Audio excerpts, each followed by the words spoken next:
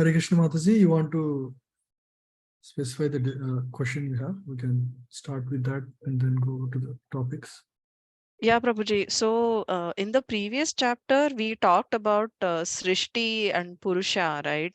So, my question was, is Radha Rani, Durga, Parvati, are they like representations of Srishti or who we worship as Srishti?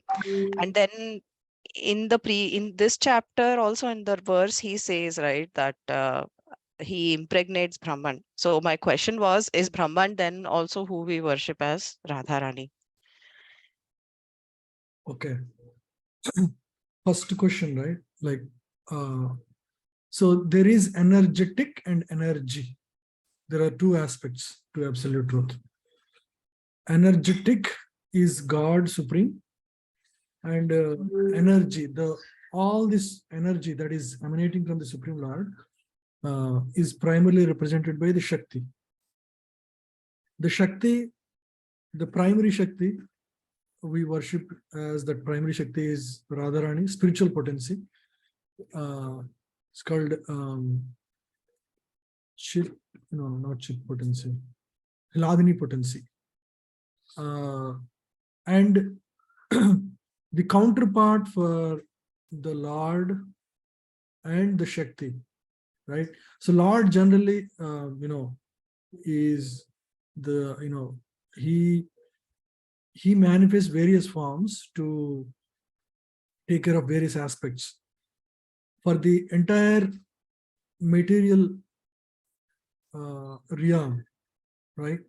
For the entire material realm, Lord primarily takes care of it through Purusha avatars, right? Beginning with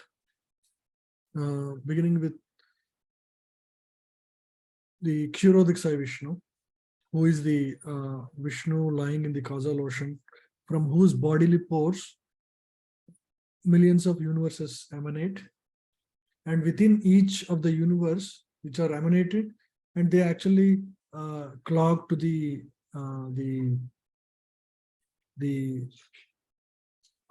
what is it, Mahat Tattva or Pradhan, and then that Pradhan energy gets agitated, it converts into Mahat Tattva. From there, afterwards again, another form of the Lord enters each of these Mahat Tattva, which is a single universe,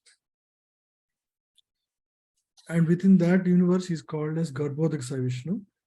And from Garbhodak Sai Vishnu again, Brahmaji comes, and the universe is actually manifest. Universe actually manifests. So this is the whole creation process. The Brahman aspect that you asked in the second question, Brahman is the effulgence of the Supreme Lord. That is how we take. Brahmanohi pratishtaham. Krishna declares in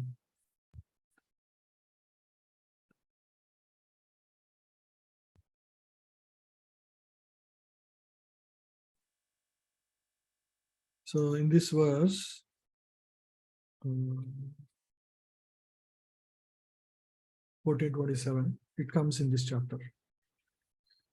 Brahmanohi pratishtaham amritasya vyayasya cha sasvatasya cha dharmasya sukhaishaikantikasya cha.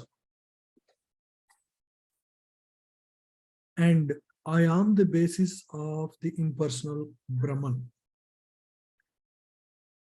which is the constitutional position of ultimate happiness and which is immortal, imperishable, and eternal.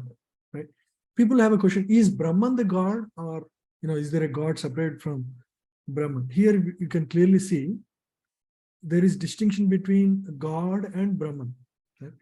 So here Krishna is declaring, I am the basis of the impersonal. Brahmanohi pratishtaham. It is residing on me.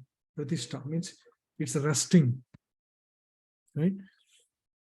So this is Brahman. Brahman is the effulgence of the Supreme Lord, and it is the position which many yogis actually want to merge into, and that is considered liberation. Okay, liberation is three types.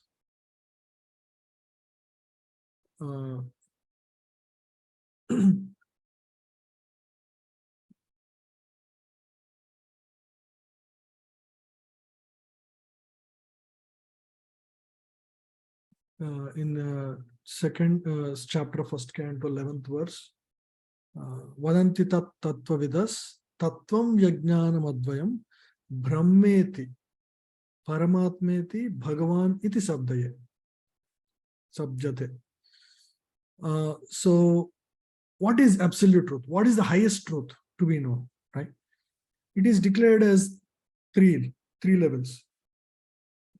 One is, the first is Brahman, which most people consider this is the highest. There is nothing beyond that. But there are also people who consider Paramatma as the next level to Brahman. And the third level is Bhagavan, which Bhakti yogis try to attain, right? So there are three. When you say absolute truth, there are actually three levels of absolute truth.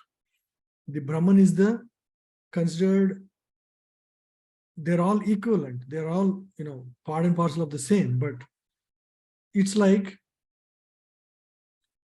when you see a mountain from a distance, it appears like all, smooth and, like you don't see much distinction between the things. But when you go a little close, you will see, hey, there are trees. There's trees that are small, there are trees that are big.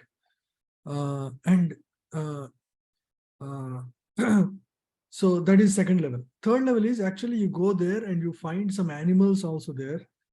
Right? There are three levels of seeing the same thing. So these three levels are like that. Brahman is the, the most superficial way of seeing God. Brahman represents only Sat potency of the Lord. Paramatma represents Sat and Chit potency. Sat means eternality. Yes, Brahman is eternal, I am eternal. Brahman is blissful, I am blissful. That is the relation. That is end of it in terms of realization of Brahman.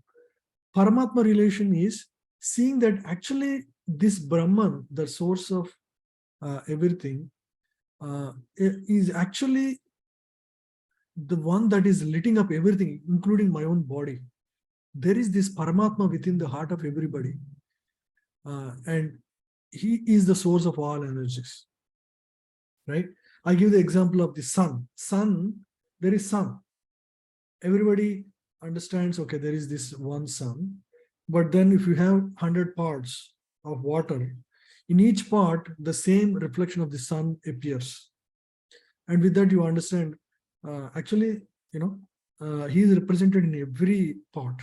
Like that, that same Brahman also actually exists and is the source of all energy. He is the sustainer of every body. When you understand the second aspect, he is not only the source, he is not only, up in the sky, but he is also lighting up every part. That is Paramatma aspect, right? The same God exists in everybody. When you understand that, and when you understand that he is the maintainer, like in that verse, right? Aham bija pradapita, and then I'm the permitter, and what is that verse? I'm the overseer and permitter of every action that we do. Paramatma is the guide within the heart of every jiva. And when one understands that this aspect of God, that is understanding actually the next level of God, which is Brahman is not just a blissful aspect of God. Actually, he exists and drives every jiva. That is Paramatma. Third level is even higher. Hey, this Paramatma, he is not just a master of my body. He is a loving father, and everything is happening according to his perfect plan for me. And my real joy is in loving him and serving him. Okay. When we understand this, Paramatma is lovable, and that is what a temple represents. God in a form where you can serve. Right? That is Bhagavan aspect. God is not only the most blissful Sat aspect, is not only eternal, is not only the driver of every heart, or is not only the source of energy of every jiva, but he is also the he's also the like he's the most lovable person, and he loves he's the most lovable person, and he's the real father, right? When you uh, basically accept that aspect, that is Bhagavan means you are actually, this is bhakti. When you deal with Lord as a lovable personality, that is bhakti. That's what we are trying to practice, right? So that is the third aspect of God. It's the same absolute truth. Some people try to achieve Brahman. Brahman relation doesn't require loving God. It requires only for you to understand what is permanent, what is temporary, because it only represents the Sat aspect. Jnana yogis can also achieve Brahman. Paramatma is achieved by those who meditate, Ashtanga yogis, they achieve that. And then Bhagavan is achieved by the people who lovingly serve Lord. That is Bhagavan aspect, right? The same absolute truth realized in three aspects. All are correct, all are perfect, but one is increasingly more closely related to God, because in Brahman there is no aspect of seeing Lord as the supreme source of all energy. In Paramatma, there is no aspect of serving in a personal way to the Lord. Like Yashoda. Yashoda is a great devotee of Lord, and hence she got the position of serving him, the Lord, as his mother. It's called Vatsalya Rasa in Bhakti. It's a rasa. Rasa means exchange of love. And the devotee experiences such exchanges based on their specific relation and love with the Lord, right? Somebody may be in a relation of friendship. It's called Sakya Rasa. Somebody would love Lord to be her husband. That's called Madhurya Rasa. These are all aspects of further details about bhakti, right? So this is about Brahman, right? So I'm not sure if I answered your question or I deviated. No, you answered my question, Prabhuji. At least I understood, like, Brahman is different. It's like the effulgence of the Lord, and then Radharani, like you said, represents the internal potency of the Lord. And I think you mentioned, like, previously when I had posed this question very briefly, that Durga Devi is like the external potency. Importance. So Yeah. actually, Brahma Samhita talks about Durga.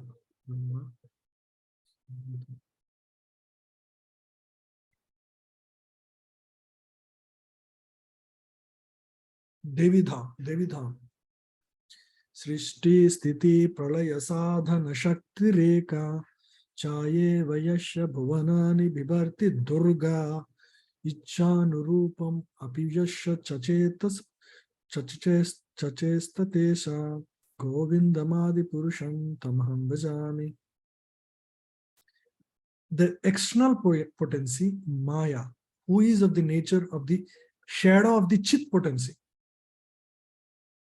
You see, it's not the direct Chit potency. Direct Chit potency is in the spiritual world, that is Radharani.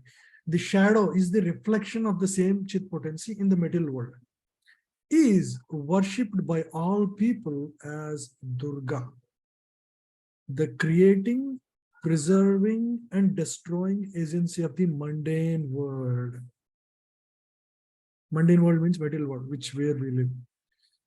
I adore the primeval Lord Govinda in accordance with whose will, means whose plan, Durga conducts herself. Right? When we don't understand things into two, like in totality, somebody might think, oh, Durga is the actual source of creation, sustenance, but actually the next line clearly says, how she is conducting herself. It is actually under the leadership of the Supreme Lord, under the guidance of the Supreme Lord. And so Brahma Samhita declares who is who. Brahma Samhita means is the prayer of Lord Brahma. So it clearly declares who is who, all personalities. It talks about Lord Shiva, it talks about Vinayaka, Ganesh, for example.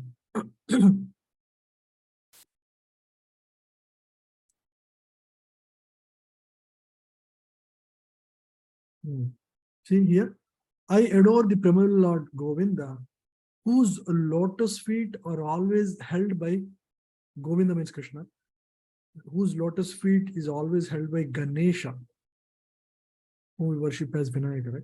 Upon the pair of tumuli protruding from his elephant head, in order to obtain the power for his function of destroying all the obstacles on the path of progress of the three worlds. Right? We all worship Ganesha so that we remove all obstacles on the path to success in any endeavor in the material world. But actually here it's clearly declared where he is getting that potency to remove the obstacles, right? Whose lotus feet, see, he's a devotee. He's a devotee of Krishna. By the way, he is the son of Lord Shiva, but still he is clearly declared as a devotee of Govinda. Specifically, I heard that he is a devotee of Narsimhadev. Okay. Yeah. So like this, a lot of things are declared here. And Prabhuji also, like we talked about the modes of material nature and how they kind of keep us in this illusion, right? So is there any relationship between Durga and the modes of material nature? Like, oh yeah, perfectly. So so Durg means, what is Durg? Durg means wall. like a fortress, fortress or prison. Durg means fortress, right? Why is this? Did you wonder why is this world called Durg? It's actually, she is Durga means she's the in charge of the fort of material existence, or the mundane world, right? She is like the superintendent of the jail of the material world. And why is the material world called a jail? Any guess? Because we are conditioned, right, by the material, by our material body, and we fail to realize that we are actually the spirit soul. So we basically want to enjoy. So in the material world, everybody is here to enjoy with the material senses. That is the whole reason why a jiva is in the material world, right? When as soon as he clearly understands and clearly realizes that he is not here, it's all a useless endeavor to try to enjoy in this world. As soon as he realizes that, he is no more bound by the material world. You are bound only because you wanted to be here. And Durga, she is like a jail superintendent. In a jail, prisoners are kept, correct? And the prisoners, some are on the reformative path. It's actually, jail is meant to reform people. That is the whole purpose of jail. It's not meant to punish people. It also takes care of the punishment aspect, because the desire is to reform them, right? And generally that happens only when there is punishment for most people. Some people might be good people who are somehow stuck in the middle or in the jail, but by their character and their competence, they will actually eventually come out, right? The jail doesn't want to keep good people in the jail. That is not the purpose of it. So similarly, even the material world is exact same example. This Durga Ma, she is the in charge of the material world. She has this trident and all these things in her hands, mainly to punish the jiva based on his actions, so that he learns a lesson. It's not just a cruelty or sadistic pleasure that she takes. In fact, she is a devotee. She doesn't want to punish anybody. She is regretful of punishing, but she has to, out of her duty, do that, because that, and Lord keeps somebody in such a position only if they're compassionate enough. If they have any sadistic pleasure, it doesn't work that way, right? The jail superintendent should be compassionate. Otherwise, he can take so much sadistic pleasure in punishing people. So, Lord, in his jurisdiction, he keeps the best people for this kind of job. Even Yamaraj. Yamaraj is a great Mahajan. He's the greatest devotee of Lord. But he is in charge of the most ruthless job of punishing afterlife, right? But he kept the best devotee there. Why? Because he knows how to punish. I mean, without, really by getting in touch with such a devotee, one really transforms his heart. Even Durga is like that. She is serving in the capacity of the superintendent of material existence. And she is, she, along with Lord Shiva, right, together, they basically organize, orchestrate the creation and annihilation within the material existence, right? So they actually, they are the agency of the Supreme Lord within the material world. Even Lord Shiva, will see, right? Sambhu. See here, it's different.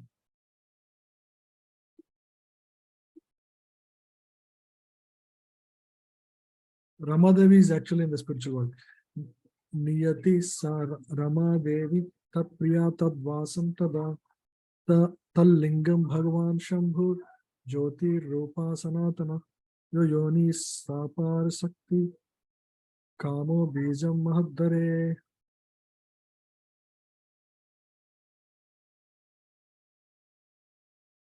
The secondary process of association with Maya is described. Ramadevi, the spiritual potency, beloved consort of Supreme Lord, or Radharani or Lakshmi, you can say, is the language is a little tough for us, is the regulatrix of all entities. The divine plenary portion of Krishna creates the mundane world. At creation, there appears a divine halo of the nature of his own subjective portions, Swamsa.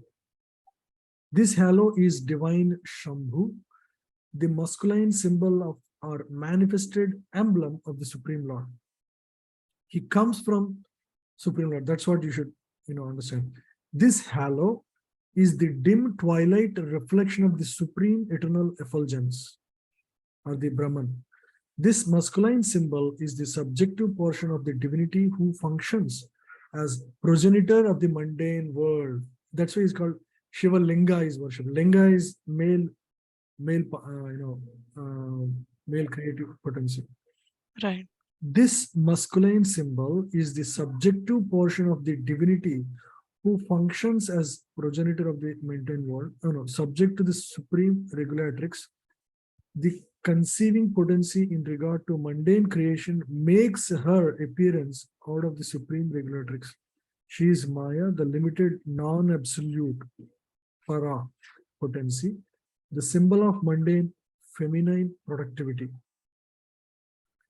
The intercourse of these two brings Durga and Lord Shiva. Fourth, the faculty of perverted cognition.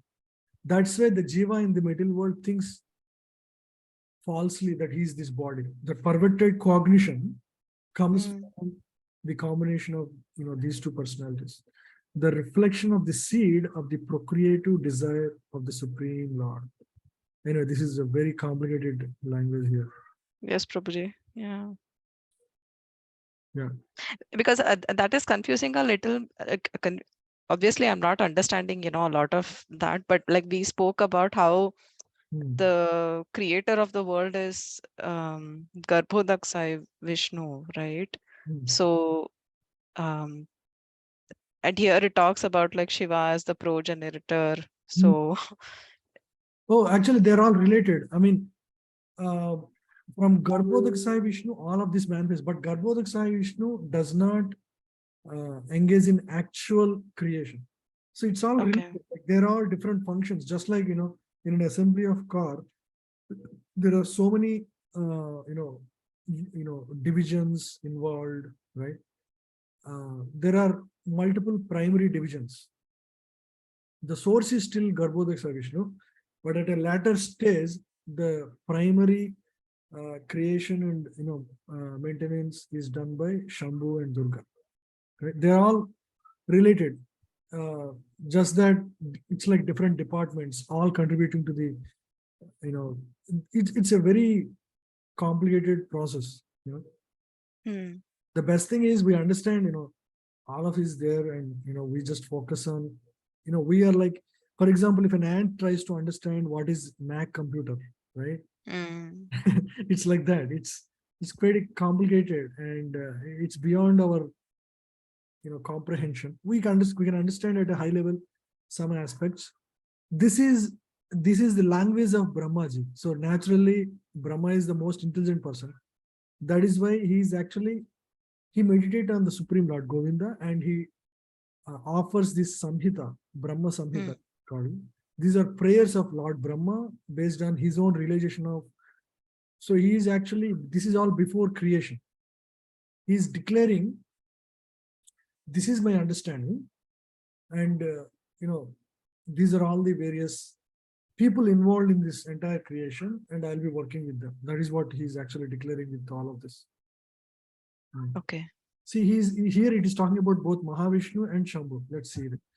The person embodying the material causal principle means material causal means creating. Cause means the actual creation. The great lord of this mundane world, Maheshwara, Shambhu, in the form of the male generating organ, Linga, is joined to his female consort, the limited energy, Maya, as the efficient causal principle. The Lord of the world, Mahavishnu, is manifest in him by his subjective portion in the form of his glance. So here you see, from Mahavishnu's glance, Shambhu has emerged. You see, it's very Right. so Mahavishnu is not directly involved in the actual, mundane creation, like this material or generating organ. So he would, it's like, like a second level manager, uh, you know, giving the job to the next level manager, like line manager, right? Hmm. Okay. Mm. So here in the transcendental atmosphere, where spiritual majesty preponderates, there is present Sri Narayana, who is non-different from Krishna. Mahashankarshana, subject to plenary facsimile of the extended personality of Sri Narayana, is also the divine plenary portion of the propagatory embodiment of Sri Krishna. By the power of his spiritual energy, a plenary subjective portion of him, eternally reposing in the neutral stream of Viraja, forming the boundary between the spiritual and mundane one, Viraja river, casts his glance at creation unto the limited shadow potency. Maya, who is located far away from himself, uh, so the glance is on the Maya. Thereupon, Shambhu, Lord of Pradhana, embodying the substantiative principle of all material entities, who is the same as Rudra, the dim reflection of the Supreme Lord's own divine glance, consummates his intercourse with Maya, the efficient mundane causal principle. But he can do nothing independently of the energy of the Mahavishnu, representing the direct spiritual power. He can do nothing independently of the energy of the Mahavishnu, representing the direct spiritual power of Krishna. So from Krishna comes Mahavishnu, from Mahavishnu comes Shambhu. They're non-different, they're almost the same, just a potency of Mahavishnu. Therefore, the principle of Mahat, or perverted cognitive faculty, is produced only when the subjective plenary portion of Krishna, The prime divine avatar Mahavishnu, who is the subjective portion of Shankarshan, himself is the subjective portion of Krishna. So like this is the hierarchy. Mahavishnu is portion of Shankarshan, Shankarshan is portion of Krishna. Is propitious towards the active mundane endeavors of Maya, Shiva's consort, and Pradhana are the principle of substantiative mundane causality. So in a village, for example, the village knows only MLA, and they might declare, our MLA is the source of all works in the, in our village. All the bridges, all the construction, all the facilities is provided by MLA. People can declare, people can worship that MLA locally. But MLA himself knows where he is getting sanctions from, right? He gets sanction from Chief Minister. So many local people might believe they might only know MLA and they worship MLA as the supreme. So a lot of people worship Lord Shiva as everything.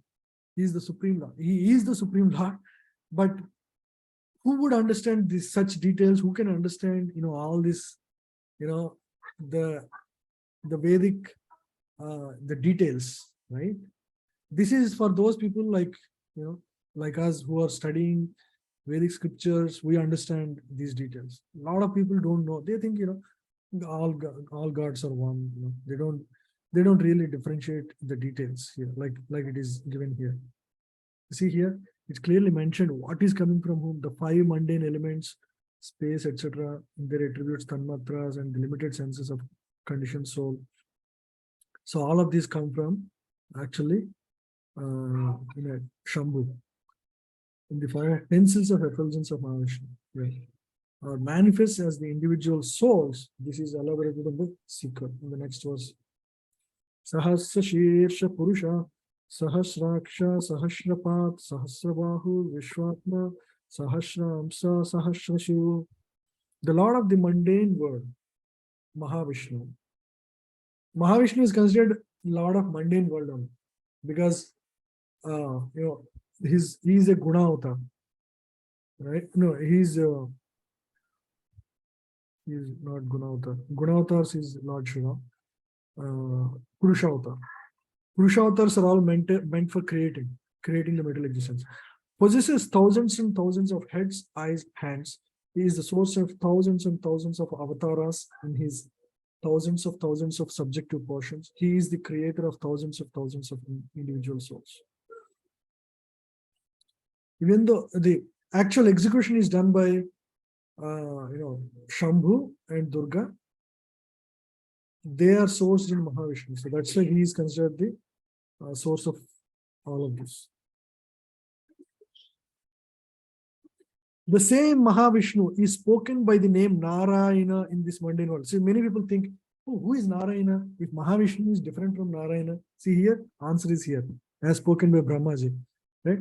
The same Mahavishnu is spoken by the name of Narayana in the mundane world. From that eternal person has sprung the vast expanse of water of the spiritual causal ocean. The subjective portion of Shankarshana, who abides in Paravyoma, the above Supreme Purusha, with thousands of subjective portions, reposes in the states of divine sleep, Yoga Nidra, in the waters of spiritual causal ocean. The spiritual seeds of Shankarshan, existing in the pores of skin of Mahavishnu, are born of so many golden sperms. Each of these golden sperm will become a universe. These sperms are covered with 5 great elements: the earth, air, water, air, ether. The same Mahavishnu entered into each universe as his own separate subjective portions. The divine portions that entered into each universe are possessed of his majestic extension, that is, they are the eternal universal soul, Mahavishnu, possessing thousands and thousands of heads. Yeah. The same Mahavishnu created Vishnu from his left limb, Brahma, the first progenitor of beings, from his right limb, and from the space between his 2 eyebrows, Shambhu. See, they're all coming from Mahavishnu. The divine masculine manifested halo. Halo, I know what the exact meaning of halo. So the karmis worship him as Narayana, the Lord of sacrifices, and the yogis desire to merge in their identities in him as Paramatma by the process of their meditative trance. Yeah. The function of Shambhu, or Lord Shiva, in relation to Jivas is that this universe enshrining the mundane egotistic principle has originated from Shambhu.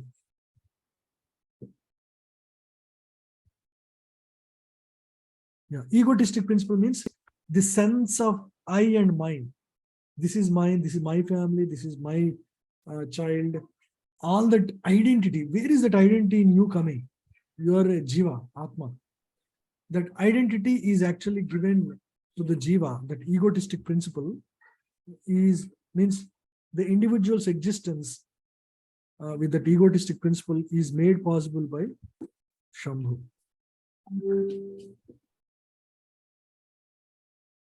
Thereupon, the same great personal Godhead, assuming the threefold forms of Vishnu, Prajapati, and Shambhu, entering into the mundane universe, place the pastimes of preservation,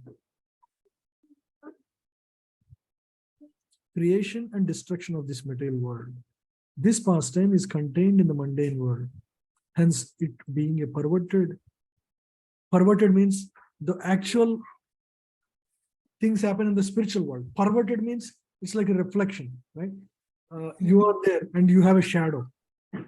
Whatever happens in the mundane world appears like real, but it is actually shadow. The real thing happens actually in the spiritual world. In the spiritual world, there is so much love between devotees and Lord, and between devotees and devotees, but it is free from mundane egotistic principle. It is the real life. What we see here is all a perverted reflection of the original relationships in the spiritual world, right? When we see that there is the love, kind of so-called love in the material world, we could understand there is actual real love in the spiritual world. Whatever we see here, there is a true reflection of, or the true counterpart in the spiritual world, right? Hence, it being perverted, the Supreme Lord, identical with Mahavishnu, prefers to consort with the goddess Yoganidra, the constituent of his own spiritual potency, full of ecstatic trance of eternal bliss, pertaining to his own divine. I didn't understand this. When Vishnu, lying in the ocean of milk, wills to create this universe, a golden lotus springs from his navel pit. The golden lotus with its stem is the abode of Brahma, representing Brahmaloka or Satyaloka.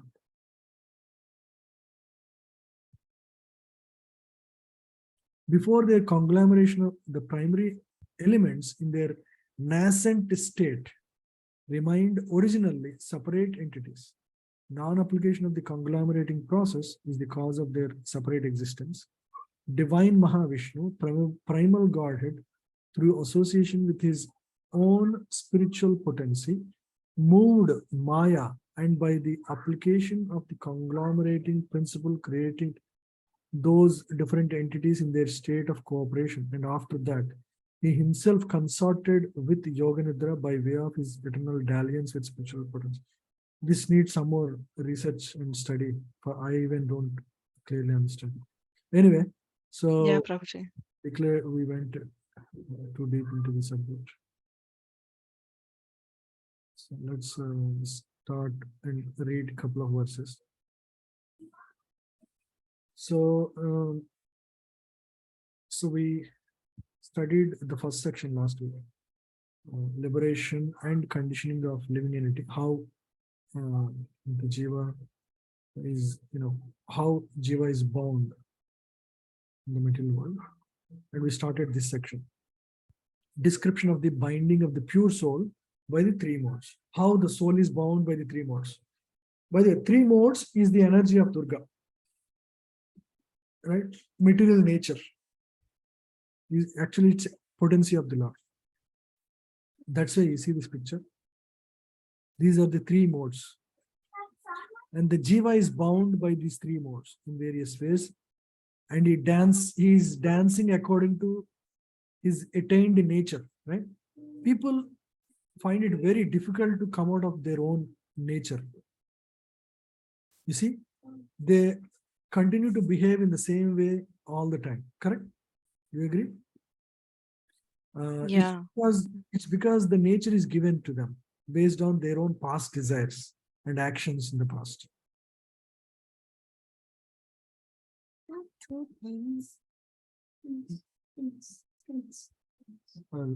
Can you ask Amma? Just 1 second here. Yeah.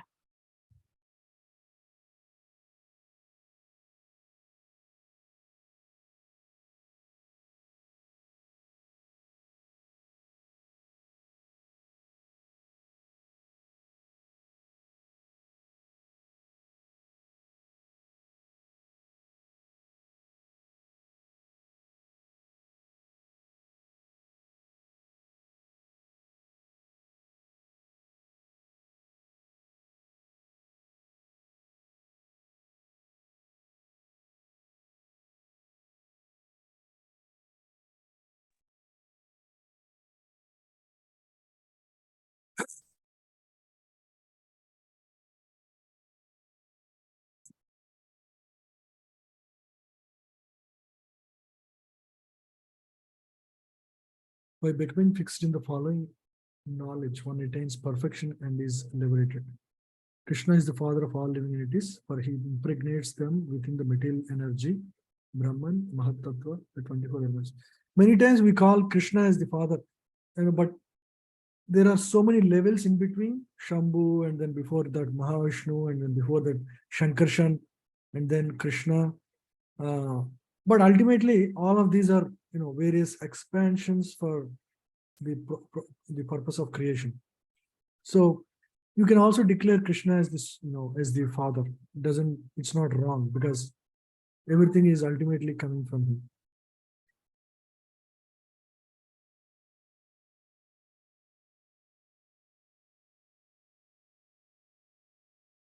So here the relation between this chapter and the previous. What was revealed in chapter 7 to 12, Krishna reveals in detail about himself as the supreme absolute truth, the personality of Godhead, and how to understand chapter 14 through the process of philosophical speculation. That is what is given here. What is the result of such learning? Freedom from material entanglement. One comes to an understanding of devotional service. What this knowledge is proclaimed, why this knowledge is proclaimed superior to all. Why is this knowledge? Because understanding the conditioning of the three modes is a powerful tool to assist one on the path of self-realization. That is the reason this knowledge is very important that we are studying right now. It is a tool to help us understand our own conditionings, right? So by this knowledge, many sages attained perfection and transferred to spiritual world in the past. History also finds that a lot of people have benefited from this knowledge. One can attain a transcendental nature like Krishna and thus attain liberation. That's the result of this knowledge. We studied this. I'm not going in detail again.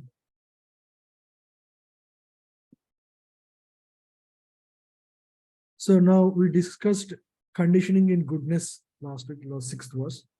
Now, goodness, so these are the characteristics, right? So who are the best examples of people in mode of goodness? Goodness is Sattva Bhava.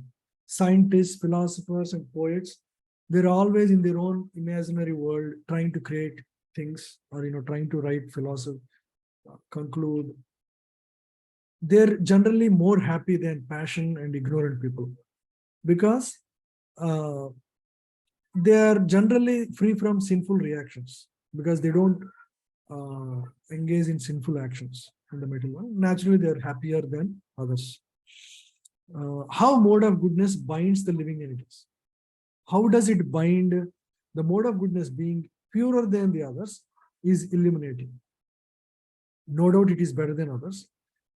It frees one from all sinful reactions because people in mode of goodness, they generally don't perform sinful actions. So it frees them.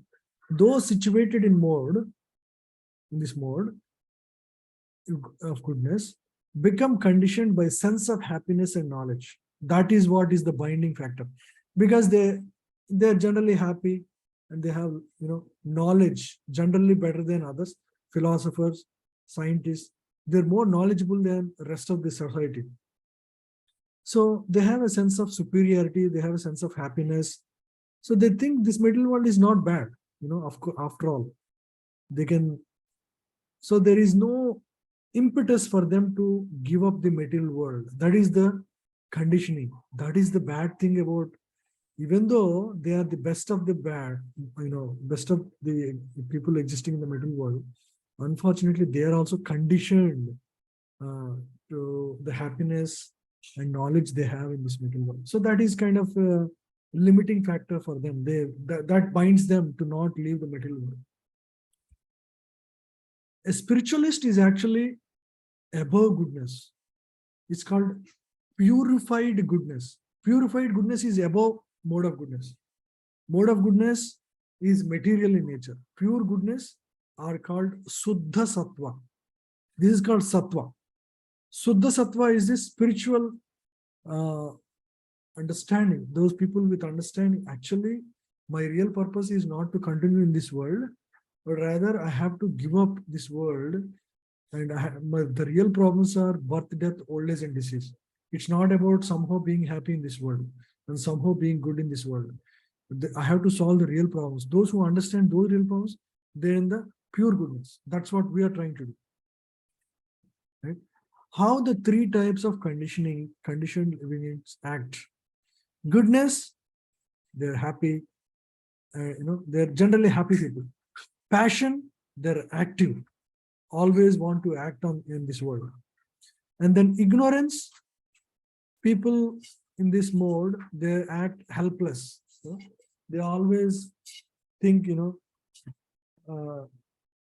think that they're helpless and nobody really cares for them. That is the attitude of people in the mode of ignorance.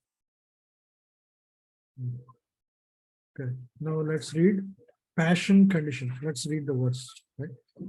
Rajoragatmakam vidhi Rajo ragatmakam vidhi Krishna Shangha Samudbhavam Trishna Sangha Samudbhavam Tanibadnanti Kaunteya Tannibadnanti Kaunteya Karma Sangena Dehinam.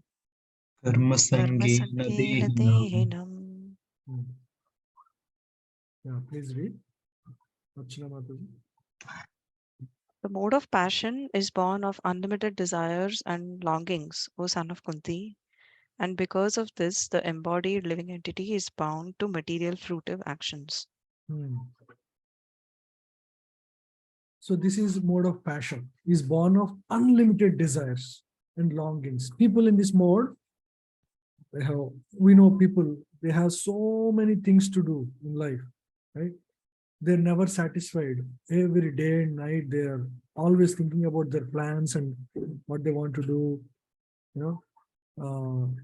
so because of this, they are restless and always in mode of, in acting mode.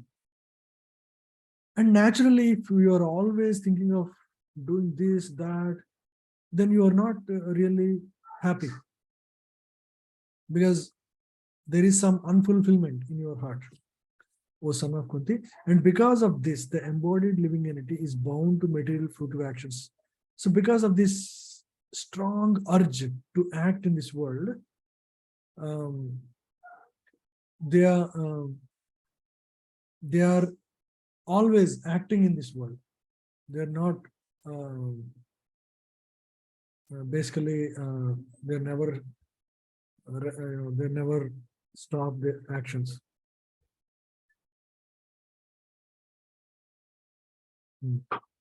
And some more characteristics of them are described here. The more, can you read, Mataji? The mode of passion is characterized by the attraction between man and woman. Woman has attraction for man, and man has attraction for woman. This is called the mode of passion.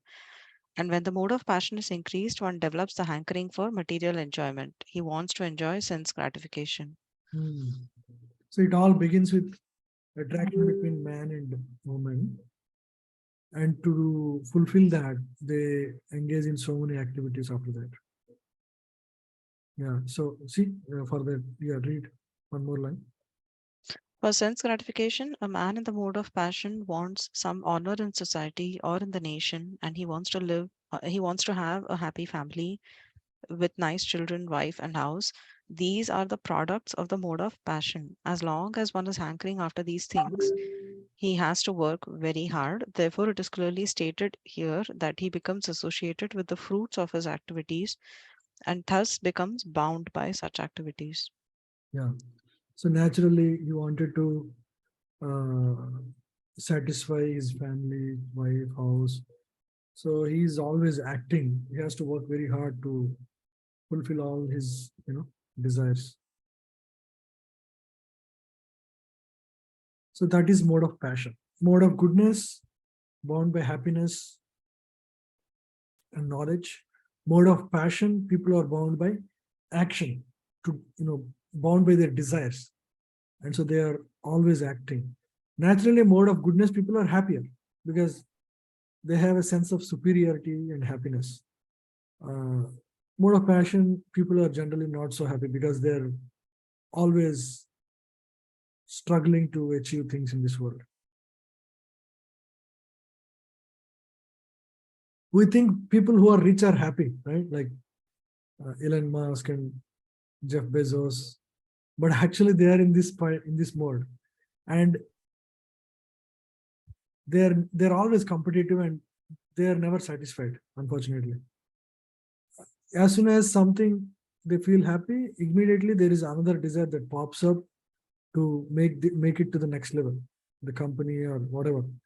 So they're always driven by their desires. So unfortunately, they can never be truly satisfied in their life. You know, even the satisfaction comes, even within like no time, it'll be erased, driven by their unlimited desires. So they're never happy. We think they are happy, but they unfortunately are not really happy. Tansva ajnana jambidhi Namastva Tamstva ajnanajam vidhi ajnanajam vidhi mohanam sarvadehinam mohanam mohanam sarvadehinam sarvadehinam pramadalasya nidrabhis pramadhalasya pramadadasya nidrabhis nidrabhis tanibadnati bharata. tannibhadnanti tanibhadnati bharata. bharata. Sagar Prabhu. Yes, Prabhu. O son of Bharata, know that the mode of darkness, born of ignorance, is the delusion of all embodied living entities. The results of this mode are madness, indolence, and sleep, which bind the conditioned soul. Mode of darkness or ignorance or tamoguna. Tamoguna, right? So it is born of ignorance, avidya or ignorance, is the delusion of all living entities.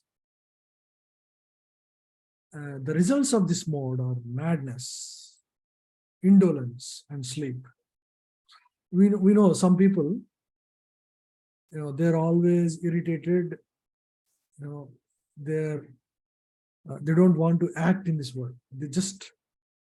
They spend their time sleeping, not doing anything, right? So this mode is mode of ignorance. A lot of people we find on the streets who are drug addicts, most of them are strongly influenced by mode of darkness or ignorance. That is the reason they have no impetus to act in this world. Not only them, a lot of people at your office also you'll find they like they don't act. They know how to get the job, but they don't work after they get it. You might see, I have seen. So this is strong influence of mode of ignorance. They like to sleep. They're confused always. They feel helpless. They think they somebody is controlling their life and they have no freedom. Madness means all their actions are contradictory to each other, right? So this is a mode. Based on their past actions, they got it. Basically, that's what they wanted. So God gives them. So these people go into depression and they have suicidal tendencies. They don't act. They put themselves down before others, overcome by sleep and irritation. Yeah, please read. In this verse, the specific application of the word to is very significant. This means that the mode of ignorance is a very peculiar qualification of the embodied soul. The mode of ignorance is just the opposite of the mode of goodness. In the mode of goodness, by the development of knowledge, one can understand what is what. But the mode of ignorance is just the opposite. Everyone under the spell of the mode of ignorance becomes mad, and a madman cannot understand what is what. Instead of making advancement, one becomes degraded. Yeah, so unfortunately, they degrade in their life. They are lazy. Huh?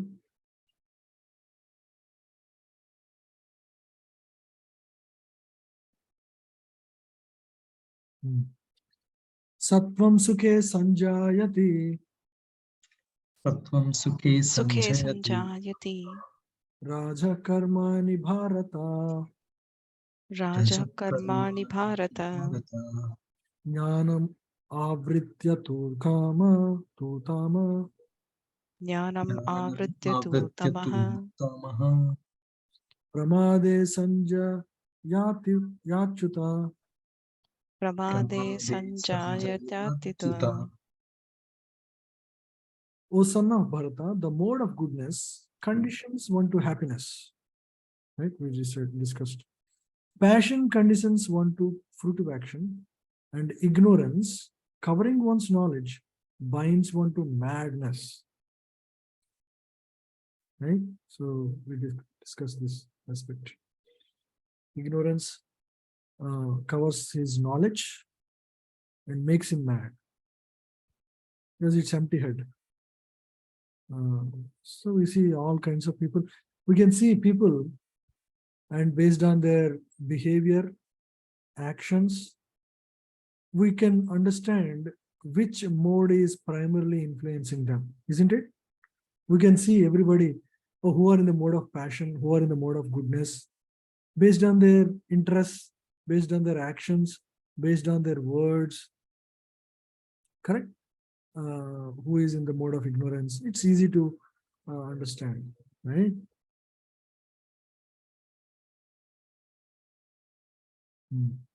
A person in the mode of goodness is satisfied by his work or intellectual pursuit.